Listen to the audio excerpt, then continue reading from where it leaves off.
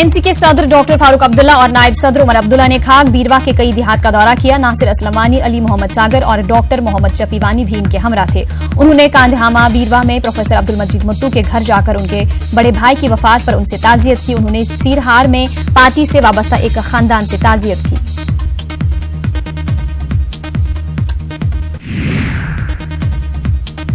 Governor के मुशीर के विजय कुमार ने जिला अस्पताल बडगाम का दौरा किया। उन्होंने यहां मुख्तलिफ सहूलियात का जायजा लिया। उन्होंने सेहत के शोबे को बेहतर बनाने के हवाले से जारी प्रोजेक्टों का भी जायजा लिया। अवामी वफूद ने भी इनसे मुलाकात की और सेहत के हवाले से मसाइल को उजागर किया। उन्होंने कार्रवाई का यकीन दिलाया। जिला तरक्याती कमिश्नर गांधरबल हशमत अली खान ने जिला की 30 लड़कियों पर मुश्तमिल एक ग्रुप को हरी झंडी दिखाकर रवाना किया। अंडर 13, 17 और अंडर 19 जुमरे का ये group inter district road race में शामिल होने जा रही है। इस रोड रेस का इनकाद joint director youth service and sports की जानिब से किया गया है। डीडीसी ने लड़कियों की हौसला अफजाई की।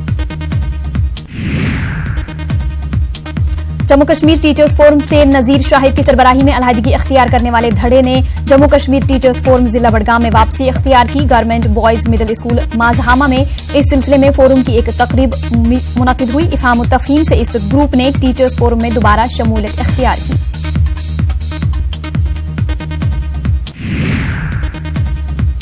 यकमनपुरा पट्टन में कायम शम्स बाबा साहब के आस्थान में जम्मू कश्मीर शिया एसोसिएशन की जानिब से मजलिस हुसैनी का एहतमाम किया गया। काफी तादाद में अज़ादारों ने इसमें शिरकत की। एसोसिएशन के सदर इमरान रजा अंसारी ने शहदाए करबला की सीरत पर रोशनी डाली। शहदाए करबला की याद में जुलजना और अलम शरीफ बरामद हुई। जुलूस इमाम बारगाह यकमनपुरा में इख्तिताम पजीर हुआ।